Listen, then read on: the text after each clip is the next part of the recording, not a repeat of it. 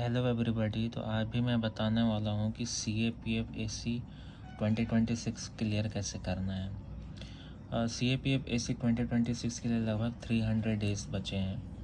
ठीक है, तो इसको प्रिपेयर करने के लिए आपको कुछ पहले से चीज़ें पता होनी चाहिए। जो CAPF AC का जो पेपर होता है ना, उसमें कुछ लो हैंगिंग फ्रूट्स होते हैं, जैसे साइंस से हर साल 30 क्वेश्चन आते हैं। इस बार इन्होंने 11-12 से भी पूछना शुरू कर दिया है। तो ये अगर आपका अच्छे से तैयार है ना, तो इसमें आप 20 क्वेश्चन आराम से सॉल्व कर सकते हो 30 में से। तो ये डूएबल है। दूसरा है, कंप्यूटर से 5 से 6 क्वेश्चन आना शुरू हो गया है। तो इसके लिए आप कोई भी बेसिक एक बुक, बहुत ही बेसिक क्वेश्चन आते हैं इस बार भी। ईजी अगर मैं बोलूँ पूरे पेपर में, तो सिर्फ कंप्यूटर ही ईजी आया था डायरेक्ट।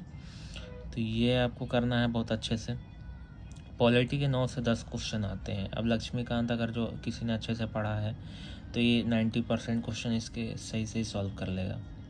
ज्योग्राफी के 9 से 10 क्वेश्चन आते हैं। ये भी करंट अफेयर बेस्ड होता है और स्टैटिक बेस्ड होता है। क्लाइमेटोलॉजी के क्वेश्चन हर साल होता है। तो ये 9 से 10, इसमें भी अच्छे कमांड होना चाहिए। हिस्ट्री का 15 क्वेश्चन आता है। अब हिस्ट्री, एंशियंट और मेडिवल हिस्ट्री तो टफ है, कहीं से भी पूछ सकते हैं, बट मॉडर्न हिस्ट्री अच्छे से प्रिपेयर्ड होना चाहिए। और एंशियंट और मेडिवल हिस्ट्री का भी एटलीस्ट PYQs कंप्लीट कर लेने चाहिए।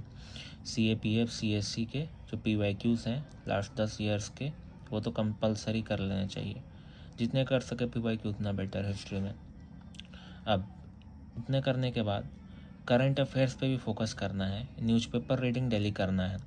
ये हेल्प करेगा पेपर 2 में भी, क्योंकि पेपर 2 में ऐसे लिखने होते हैं, आर्ग्यूमेंट लिखने होते हैं, उसमें भी बहुत हेल्प करेगा। इंटरव्यू में भी हेल्प करेगा। न्यूज़पेपर रीडिंग से 3-4 क्वेश्चन एक्स्ट्रा सॉल्व होते हैं, जो रैंडम किसी भी आर्टिकल से आते हैं, सॉल्व हो जाते हैं। फिर एक टिप्स एंड बिट्स मैगजीन आता है, ये मंथली मैगजीन आता है। इसमें जो 1 लाइनर करंट अफेयर क्वेश्चन होते हैं ना, जो कि एक लाइन में आता है, जो कि सोर्सेस पे नहीं होते, तो बहुत सारे क्वेश्चन यहाँ से भी मैच हो जाते हैं। Tips and bits magazine CAPF के लिए स्पेशली। और विजन का PT 365 पढ़ना है सेलेक्टिवली। अगर टाइम हो तो इकोनॉमी और एनवायरनमेंट के भी पढ़ लेने चाहिए आइडियली। बट अगर टाइम नहीं है तो साइंस एंड टेक का जो PT 365 है, उसमें जो डिफेंस का पोर्शन है वो ज़रूर से ज़रूर कर लेना चाहिए, क्योंकि डिफेंस से रिलेटेड क्वेश्चन हर साल आते हैं। तो करंट अफेयर से भी अराउंड 20 क्वेश्चन आते हैं। इतना करने के बाद अगर फिर भी टाइम बच रहा है, तो मैथ्स चूँकि इस बार बहुत ही अनडूएबल आया था, मतलब 20 में से 2-3 क्वेश्चन ही डूएबल थे, रीजनिंग था ही नहीं।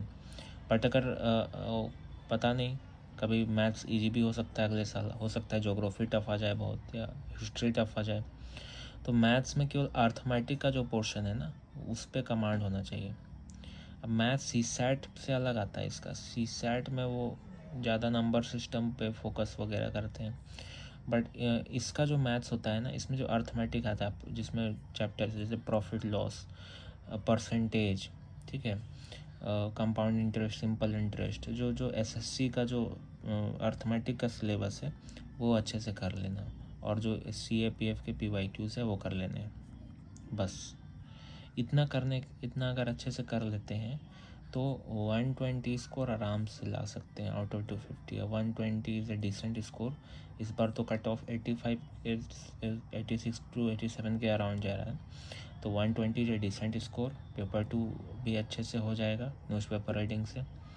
और उसके बाद इंटरव्यू में मैं गाइड कर ही दूंगा, क्योंकि मेरे 117 हैं, ठीक है, 150 में, तो अच्छे से प्रिपेयर कर सकते हैं।